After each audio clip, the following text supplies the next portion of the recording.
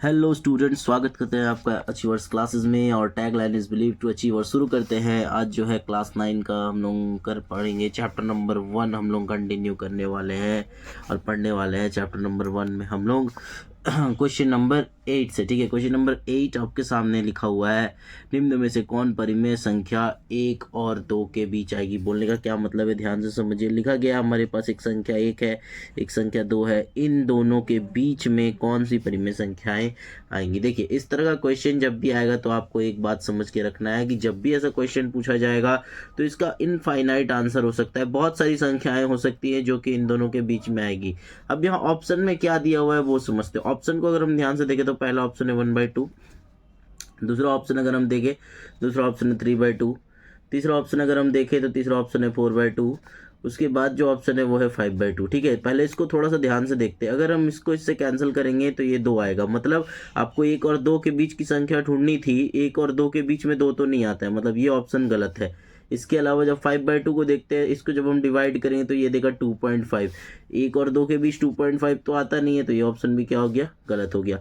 अब अगर हम इससे इसको डिवाइड करेंगे तो ये आएगा 0.5। 1 और 2 के बीच में 0.5 नहीं आता, तो ये भी गलत हो गया।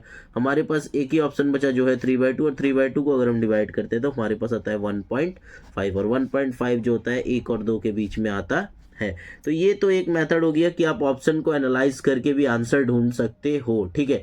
लेकिन इसके अलावा एक और मेथड है, आप उसको ध्यान से समझिए। मान लीजिए आपके पास ऐसा क्वेश्चन दिया है, आपको 2 नंबर दिया रहेगा, पहला नंबर 1 है और दूसरा नंबर क्या है, 2 है। देखते हैं कैसे बनेगा। देखिए, पहले नंबर को लिखेंगे हम a = 1। जो पहला नंबर होगा उसको आप 1 मान लीजिए, मतलब a मान लीजिए, और जो दूसरा नंबर होगा उसको आप क्या मान लीजिए, b मान लीजिए। अब ये बनेगा कैसे, अगर आपको इन दोनों के बीच की परिमेय संख्या ढूंढनी है, ठीक है, तो आप कुछ मत करिए, पहले इन दोनों को ऐड करिए, a + b, और बाय में कर दीजिए 2। तो a का वैल्यू 1 है, b का वैल्यू 2 है, 1 + 2/2। ये फॉर्मूला याद रखिएगा, इससे जो है आपका 99% केस में से ऐसा ही क्वेश्चन पूछा जाता है। तो ये आया 3/2। तो इस तरह से भी आप बना सकते हो, ये फॉर्मूला अप्लाई करके, ठीक है। जब भी बीच का क्वेश्चन पूछा जाएगा कि 2 परिमेय संख्याओं के बीच में एक परिमेय संख्या बताइए, तो ये फॉर्मूला आप अप्लाई करिए और आपका आंसर जो है वो आ जाएगा, ठीक है। अब चलते हैं अगले क्वेश्चन पे। क्वेश्चन नंबर 9, ठीक है। क्वेश्चन नंबर 9 में लिखा हुआ है कि कौन सी वो संख्या है जो 3 और 4 के बीच स्थित है। इसका जो आंसर है आप लोग कमेंट सेक्शन में बताओगे। कमेंट सेक्शन में आपको इसका आंसर बताना है कि इसका आंसर क्या आएगा, ठीक है। सेम उसी तरीका से बनेगा क्वेश्चन नंबर 9। अब चलते हैं हम लोग क्वेश्चन नंबर 10 में। क्वेश्चन नंबर 10 को अगर हम ध्यान से देखें तो आपके सामने लिखा है, निम्न में से कौन परिमेय संख्या 3/5 और 4/5 के बीच में आएगी। मतलब आपको ये बताना है कि कौन जो है वो 3/5 और 4/5 के बीच में आएगा, ठीक है। अब ध्यान से समझते हैं। एक संख्या दिया है 3/5 और दूसरा संख्या क्या दिया है, 4/5, ठीक है। अब देखते हैं, अगर आप ध्यान से देखो तो ये जो है ये a का वैल्यू है, और ये किसका वैल्यू है, ये जो है ये b का वैल्यू है। बीच की संख्या निकालने के लिए हम क्या करते हैं, बीच की संख्या अगर हम निकालना चाहते हैं तो हम फॉर्मूला लगाते हैं a + b/2। मतलब दोनों को जोड़ेंगे और 2 से क्या कर देंगे, भाग कर देंगे। तो a का वैल्यू हमारे पास क्या है, अगर हम a को ध्यान से देखें हैं तो a का वैल्यू हमारे पास है 3/5, और b का वैल्यू हमारे पास क्या है, वो है 4/5, और ये बाय में क्या हो गया, 2, ठीक है। अब ध्यान से समझते हैं। जब आप इस ऊपर वाले पार्ट को सॉल्व करोगे तो आपके पास आएगा 5 और 5 का एलसीएम लेंगे, 5 आ जाएगा। ऊपर आया 3 + 4, और ये बाय में क्या है, 2। तो यहाँ पे ऊपर क्या आ रहा है, 7/5, बाय में है 2। ये बाय वाला 2 जब ऊपर जाएगा तो इसके साथ इसको हम जब सिंप्लीफाई करेंगे तो ये बनेगा 7/5 × 1/2। तो ये बना 7 × 1 7, और 5 × 2 10। मतलब हमारा जो आंसर है वो है 7/10। और आप देख सकते हो ऑप्शन नंबर जो है आपका 3 जो है वो करेक्ट आंसर होगा इस क्वेश्चन का, ठीक है। अब चलते हैं क्वेश्चन नंबर 11 पे। क्वेश्चन नंबर 11 क्या दिया हुआ है, क्वेश्चन नंबर 11 आपके सामने दिया हुआ है कि 2 और 3 के बीच निम्न में से कौन सी परिमेय संख्या स्थित है। फिर वही सेम क्वेश्चन बना है, आपको कुछ नहीं करना है, दोनों नंबर को पहले ऐड कर देना, ये फॉर्मूला बैठाना है, a + b/2। a का वैल्यू क्या है, 2 है, और b का वैल्यू 3 है, तो टोटल करेंगे तो 5 होगा, आंसर होगा 5/2। ऑप्शन नंबर 4 जो है इसका करेक्ट आंसर है। 12 नंबर क्वेश्चन देखते हैं। 12 नंबर क्वेश्चन लिखा हुआ है, पाई क्या है। बार बार बताया है लास्ट वीडियो में भी, पाई जो होता है वो क्या होती है, वो एक अपरिमेय संख्या होती है। क्योंकि इसका जो वैल्यू होता है वो पॉइंट के बाद जो है 3.142857 इस तरह से ये रिपीट करता रहता है, मतलब रिपीट भी नहीं करता है और ये आगे भी बढ़ता रहता है। ठीक है, अब आगे चलते हैं। नेक्स्ट शून्य क्या है, यहाँ हमारे सामने जीरो लिखा है। जीरो क्या है, जीरो के नीचे हम 1 लगा सकते हैं। आप इसको p/q में लिख सकते हो, और अगर किसी संख्या को p/q में लिखा जा सकता है तो वो कैसी संख्या हो जाएगी, वो परिमेय संख्या हो जाएगी। ठीक है, तो ये हो जाएगा परिमेय संख्या 13 नंबर क्वेश्चन का। 14 नंबर क्वेश्चन समझते हैं, वास्तविक संख्याएं क्या है। अब ध्यान से समझिएगा, आपके सामने एक डायग्राम बनाएंगे। मान लो ये एक बड़ा सा सर्कल है, इस सर्कल का मतलब है वास्तविक संख्या। ठीक है, और इसके अंदर दो छोटे छोटे सर्कल है, जिसमें ये है परिमेय संख्या और ये है अपरिमेय संख्या। जब परिमेय संख्या और अपरिमेय संख्याएं एक साथ संग्रहित हो जाती हैं तब वो क्या देती है, वो देती है वास्तविक संख्याएं। When rational and irrational numbers are combined together और collected together then they give the group of real numbers. English में हम रियल नंबर बोलते हैं वास्तविक संख्या को। ठीक है, तो इस केस में हमको क्या समझ में आएगा, वास्तविक संख्या है क्या। हमसे पूछा गया क्या वास्तविक संख्या परिमेय संख्या है, सही बात है, वास्तविक संख्या के अंदर परिमेय संख्या तो आता है। इसके अलावा 2 नंबर ऑप्शन में क्या वास्तविक संख्या अपरिमेय संख्या है, ये भी बात सही है कि वास्तविक संख्या अपरिमेय संख्या भी है, क्योंकि इसके अंदर अपरिमेय भी आता है। तो याद रखना है, इसमें परिमेय संख्या भी आएगी और अपरिमेय संख्या भी वास्तविक संख्या के अंदर में आएगी। तो इसका आंसर होगा 14 का 3 नंबर। ठीक है, अब चलते हैं क्वेश्चन नंबर 15 पे। क्वेश्चन नंबर 15 हमारे पास क्या है, क्वेश्चन नंबर 15 है प्रत्येक परिमेय संख्या क्या होती है। अब ध्यान से समझते हैं, इसी डायग्राम से समझ में आ रहा है कि जितनी परिमेय संख्याएं हैं हमारे पास, सारी की सारी परिमेय संख्याएं वो क्या है, वास्तविक संख्याएं हैं। तो इसमें क्या होगा कि प्रत्येक परिमेय संख्याएं जो होगी वो क्या होगी, वो वास्तविक संख्याएं होंगी, क्योंकि वास्तविक संख्या के समूह में हर परिमेय संख्या आती है। लेकिन अगर आपसे उल्टा क्वेश्चन पूछा जाए कि क्या सभी वास्तविक संख्याएं परिमेय संख्याएं होती है, तो एक बात बताओ, वास्तविक संख्याएं तब बनती है जब परिमेय संख्या और अपरिमेय संख्याएं साथ में मिलती है।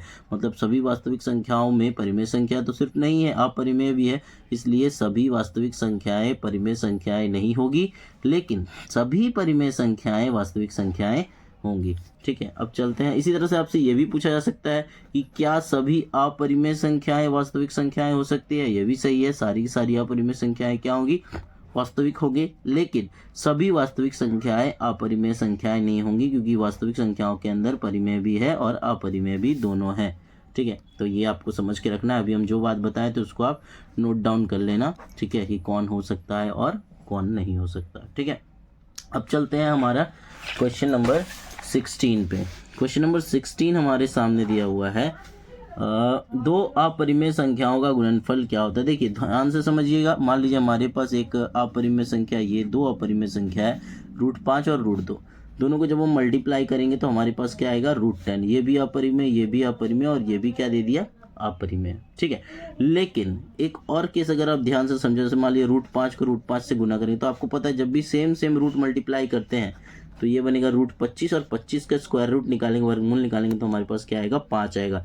मतलब कभी कभी अपरिमेय संख्याओं का गुणनफल प्रोडक्ट ऑफ इरेशनल नंबर ही देता है, लेकिन कभी कभी प्रोडक्ट ऑफ इरेशनल नंबर अपरिमेय संख्याओं का गुणनफल परिमेय संख्याएं भी देता है। तो इसका करेक्ट आंसर क्या होता है, इसका करेक्ट आंसर हमारा जो बनता है वो है कि कभी ये परिमेय संख्या होगी और कभी अपरिमेय संख्या होगी। ठीक है, अब चलते हैं 17 नंबर क्वेश्चन पे। क्वेश्चन नंबर 17 है, दो पूर्णांकों का गुणनफल हमेशा कैसा होता है। अब देखते हैं, मान लो हम एक पूर्णांक लेते हैं 4, एक पूर्णांक लेते हैं -2। जब हम इन दोनों को गुना करेंगे तो यहाँ पे कितना है, -8। ये भी एक पूर्णांक है, ये भी एक पूर्णांक है, और जब गुना किए तब भी हमको एक पूर्णांक मिलता है। तो याद रखना है, जब भी दो पूर्णांकों को गुना करेंगे तो हमेशा हमें पूर्णांक ही प्राप्त होगा। ठीक है, आगे चलते हैं। 18 नंबर, दो परिमेय संख्याओं का गुणनफल हमेशा निम्न में से क्या होता है। देखिए हमारे सामने दो परिमेय संख्याएं अगर हम ले लें, जैसे मान लीजिए कि दो परिमेय संख्या लेते हैं 4/5 गुना 2/8। अगर हम इन दोनों को गुना करेंगे तो गुना करने पे आपको मिलता है 8/40। ठीक है, और ऑल ओवर काटने पे क्या मिलेगा, 1/5। तो गुना करने पे आपको क्या दिखाई दिया कि जब परिमेय संख्याओं को हम गुना किए तो हमको लास्ट में भी एक परिमेय संख्या दिखाई दिया। ठीक है, तो हम बोल सकते हैं कि जो दो परिमेय संख्याओं का गुणनफल है वो हमेशा कैसी संख्या होती है, परिमेय संख्या होती है। ठीक है, तो ये था हमारा क्वेश्चन नंबर 18। अब आगे चलते हैं क्वेश्चन नंबर 19 पे। क्वेश्चन नंबर 19 हमारे सामने दिया हुआ है, प्रत्येक वास्तविक संख्या एक अपरिमेय संख्या होती है। वापस इस डायग्राम पे चलते, बोला है कि सारी की सारी वास्तविक संख्याएं अपरिमेय संख्याएं होती है। क्या वास्तविक संख्याओं में सभी अपरिमेय संख्याएं ही हैं, नहीं, उसमें परिमेय भी है। तो इसका बोलना सत्य है या असत्य है। आपको याद रखना है कि सभी वास्तविक संख्याएं जो होती है वो अपरिमेय संख्याएं नहीं होती है और ना ही सभी वास्तविक संख्याएं परिमेय संख्याएं होती हैं। वास्तविक संख्याएं परिमेय और अपरिमेय के मिलने से बनती हैं। तो याद रखिएगा, ये जो क्वेश्चन नंबर हम लोग डिस्कस कर रहे थे, क्वेश्चन नंबर 19, इसका आंसर क्या होगा। क्वेश्चन एक बार और रीड करते हैं। प्रत्येक वास्तविक संख्या एक अपरिमेय संख्या होती है। क्या सभी वास्तविक संख्याएं अपरिमेय होती है? नहीं, ये बात गलत है, क्योंकि वास्तविक संख्याओं में परिमेय संख्याएं भी आती हैं। अब आगे चलते हैं 20 नंबर। 20 नंबर क्वेश्चन हमारे सामने है। प्रत्येक अपरिमेय संख्या एक वास्तविक संख्या होती है। वापस अगर इस डायग्राम पे जाएंगे तो आपको दिखाई देता है कि जितने अपरिमेय संख्याएं हैं वो सभी वास्तविक संख्याओं के अंदर आता है। तो इसका आंसर क्या होगा? इसका आंसर हो जाएगा सत्य। प्रत्येक अपरिमेय संख्या जो होगी वो हमारा वास्तविक संख्याएं होंगी। तो इसका आंसर था हमारा असत्य और इसका आंसर क्या आया? इसका आंसर आया हमारा सत्य। तो आई होप आपको जो है ये वीडियो बहुत अच्छा से समझ में आया होगा। अगर आपको किसी तरह का डाउट होता है तो आप जो है कमेंट सेक्शन में पूछ सकते हैं हमसे, हम आपको क्लियर कर देंगे। इसके अलावा वीडियोस को ज़्यादा से ज़्यादा देखिए, क्योंकि आपका एग्ज़ाम का डेट आ चुका है। अब वीडियोस जो है बहुत लगातार आने वाली हैं। इसके अलावा जो है आपको चैनल में जो भी वीडियोस आप देखते हो उनको लाइक करो, चैनल को सब्सक्राइब करो। इसके अलावा वीडियोस को ज़्यादा से ज़्यादा शेयर करो, ठीक है।